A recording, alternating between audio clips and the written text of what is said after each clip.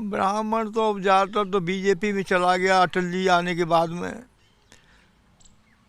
और रही बात जो कि वहाँ जो उत्तर प्रदेश सरकार में, वहाँ तो दुर्गति है ब्राह्मणों की, कोई वो कुछ नहीं, कोई नहीं पूछ रहा ब्राह्मणों को। जिस ब्राह्मण का आशीर्वाद नहीं मिलेगा ये कुर्सी पर नहीं बैठ पाएंगे, चाहे मायावती हो, चाहे अखिलेश हो, चाहे ये बाबा हो। केवल पतन हो रहा है। पतन हो रहा है ब्राह्मणों का केवल। क्यों? क्योंकि इसकी कोई एकता ही नहीं है। नमस्कार, माहौल क्या है? आज मथुरा जिले के सुरीर गांव में मैं आया हूं और आप देख रहे हैं भगवान परशुराम के मंदिर पर कुछ लोग यहां पर बैठे हुए हैं और मैं यहीं सुरीर गांव से आज माहौल क्या है जानने के लिए आया हूं। इसकी वजह यह है कि उत्तर प्रदेश में इन दिनों बड़ी चर्चा है। कुछ दिनों पहले उत्तर प्रदेश के भारतीय जनता पार्टी के ब्राह्मण विधायकों ने एक बैठक की और उस बैठक के बाद बड़ा बवाल हो गया। कहा यह गया कि ब्राह्मण विधायक जो है वो योगी सरकार में ब्राह्मणों की उपेक्षा से नाराज हैं, इसलिए दबाव बनाने के लिए उन्होंने एक बैठक की। इसके बाद समाजवादी पार्टी ने ब्राह्मण विधायकों की तरफ चारा फेंक दिया। उन्होंने बोला कि ब्राह्मणों का समाजवादी पार्टी में स्वागत है। अखिलेश यादव ने साल के पहले दिन बाटी चोखा का प्रोग्राम भी किया, उसमें भी बुलाया गया, उसमें कई सारे साधु संत भी आए। सवाल ये भी उठाया गया कि कुछ दिनों पहले राजपूत विधायकों ने ठाकुर कुटुंब के नाम से बैठक की थी, तब कोई ऐतराज नहीं हुआ। ब्राह्मणों की विधायकों की बैठक से ऐतराज क्यों हुआ?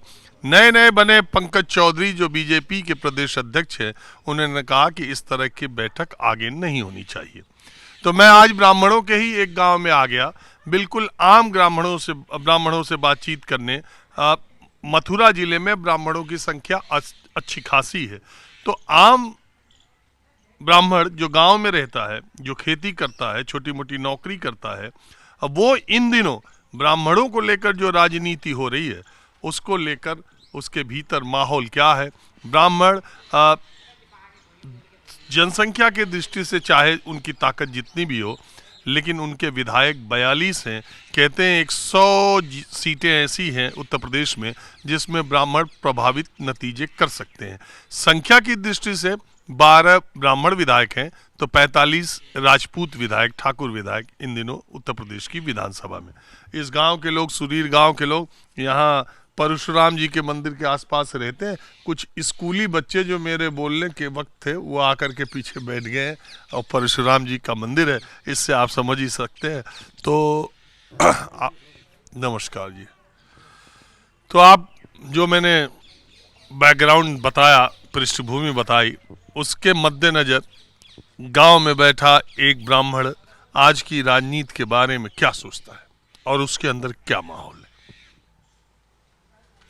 सबसे पहले मैं जो नए अध्यक्ष बने पंकज चौधरी से ये कहना चाह रहा हूँ, क्या वो अपने समाज में नहीं बैठते हैं? क्या वो अपने परिवार को इकट्ठा नहीं करते हैं? तो क्या हो गया जब ब्राह्मणों ने भी अपने परिवार को किसी भोज में बुला लिया और बैठकर वहाँ अपना चर्चा की, तो उसमें बुराई क्या है?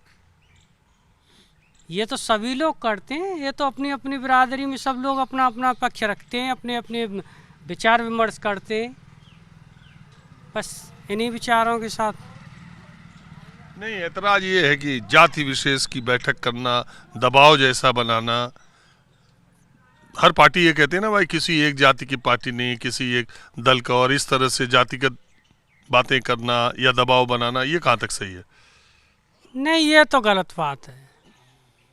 ये तो अपने अपने बिरादरी में अपनी अपनी जाति में बैठते हैं और फिर हर पार्टी में हर जाति का आदमी है, ऐसी बात नहीं है भाई। ये तो रही है कि हर बिरादरी हर पार्टी में है और अपनी अपनी जगह पे सही है, लेकिन व्यक्तिगत किसी पर जातिगत आपेक्ष लगाना ये गलत है। अच्छा, आपको लगता है मतलब योगी जी की सरकार में ब्राह्मणों की अनदेखी हुई है कि ब्राह्मणों को फायदा मिला खूब? अब इस पे तो ज़्यादा नहीं कह सकते हम। अच्छा, ब्राह्मणों के लिहाज से पिछले 20 साल की कौन सी सरकार अच्छी रही, ये तो बोल सको? अब ये भी हमारे परे से ऊपर है।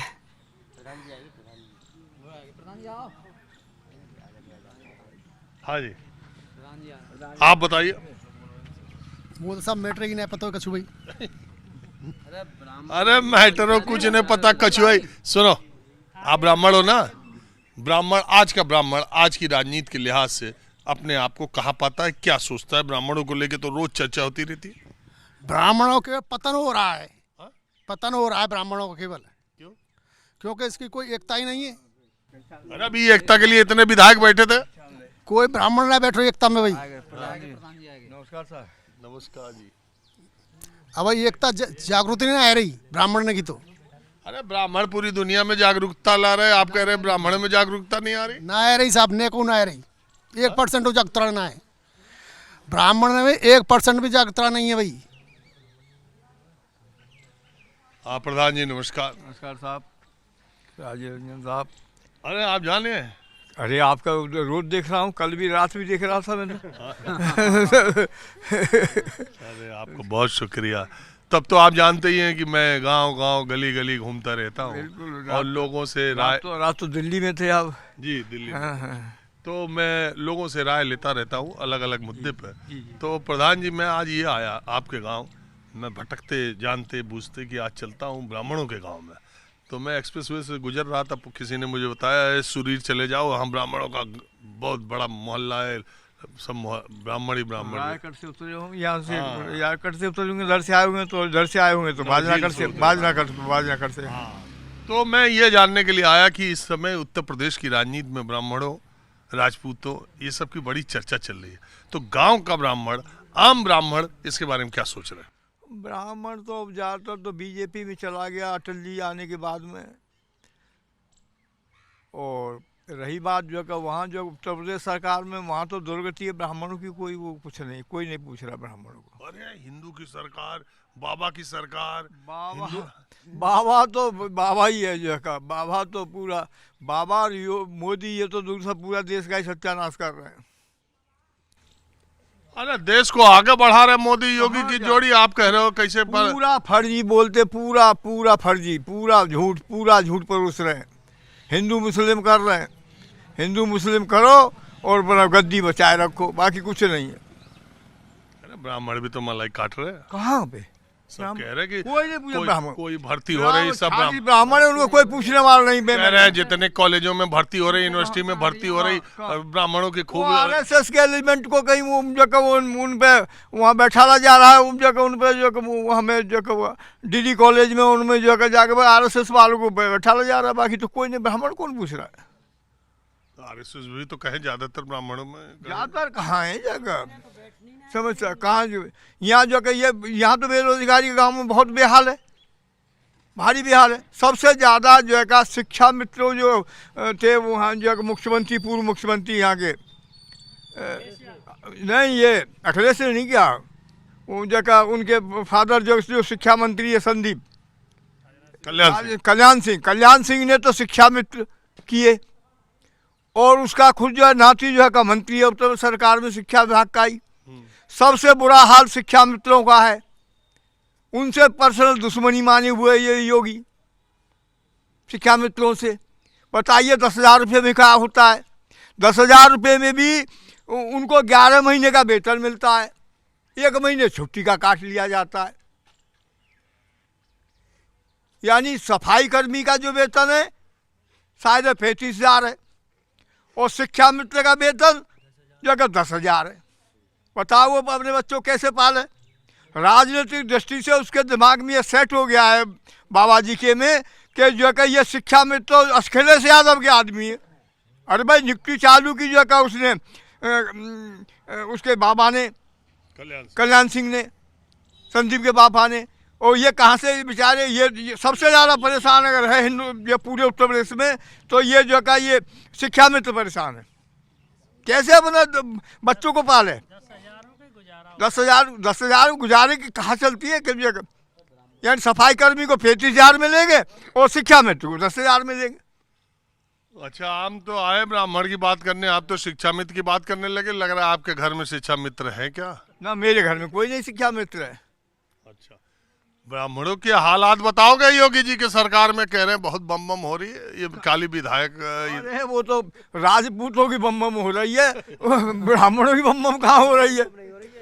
समझता, ब्राह्मण बम बम कहाँ हो रही है? राजपूतों का चल रहा है, जंगल राज चल रहा है राजपूतों। कैसे अरे हर तरह से इतने ब्राह्मण आपके यूपी के इतने गवर्नर बनाए गए, इतने ब्राह्मण जो है वहाँ के डिप्टी सीएम यहाँ पर। इनको साइड में लगाने के लिए किया गया।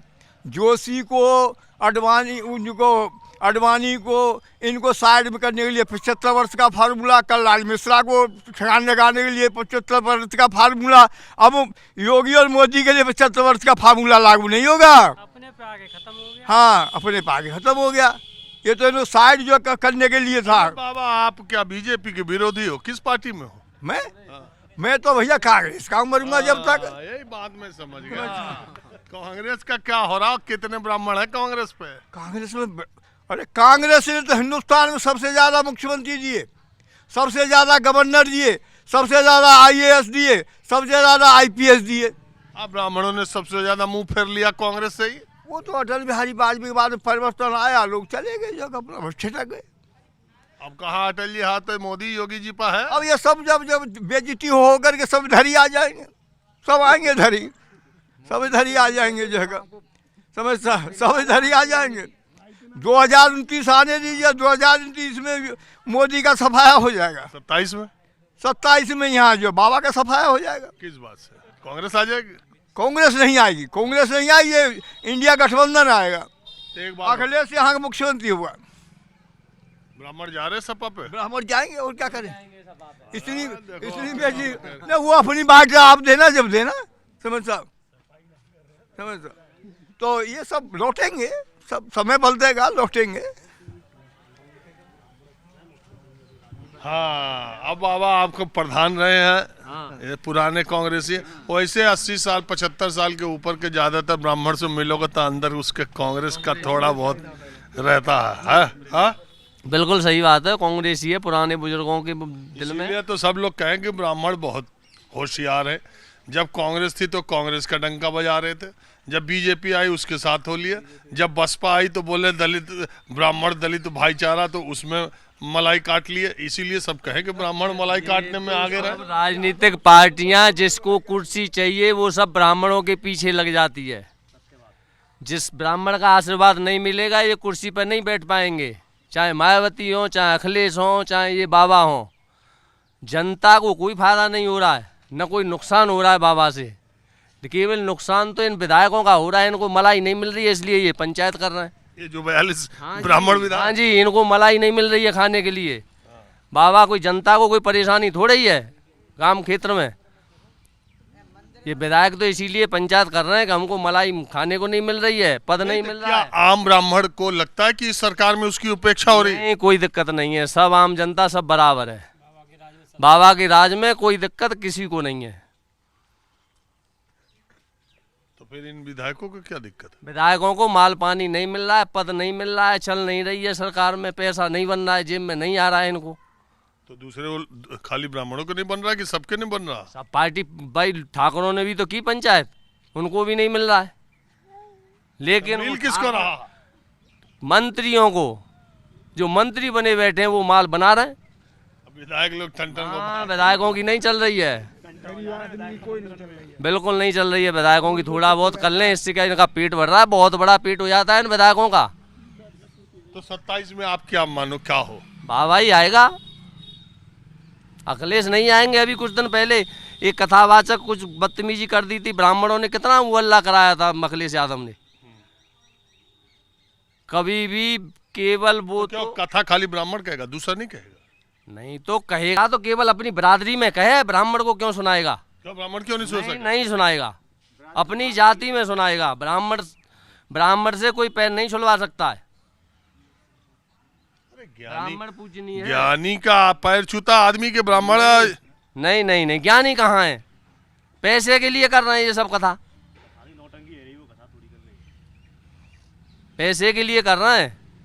आधार कार्ड दूसरे बनवा रखे हैं, जो ब्राह्मण जाति के क्यों आधार कार्ड बनवा रखे थे उन्होंने? अरे तो आधार कार्ड है तो आप जाके FIR करो, तो कानून हुई उन पे व्यवस्था है FIR। कि आप उन पे जो जो FIR जिस तरह का कृत्य किया वैसा करना चाहिए। FIR तो हुई थी उन पे, हुई है, लेकिन अखिलेश यादव को इतना बड़ा जो है प्रदेश पार्टी अध्यक्ष होते हुए इतना बड़ा तूल पकड़वाना था क्या? ब्राह्मणों को वोट चाहिए तो उनको, केवल उनको 2 बरादरी चाहिए अखिलेश को, मुसलमान और यादव, और कोई नहीं चाहिए। अब तो केवल ये दाना डालना है कि ये आ जाए हमारी तरफ, ये आ जाए। तो खाली मुसलमान यादव के वोट से इतनी सीट जीत गए अखिलेश यादव, बीजेपी चले। ये तो कुछ दिन में पार्टी में बीजेपी में अनबन है, इस वजह से जीत गए ये। बाबा की कहे से वोट टिकट नहीं दी इन्होंने सांसदी की, नहीं ये कहाँ जीत पाते। आगे आ रहा है 27, पता चल जाएगा कितनी सीटें आएंगी।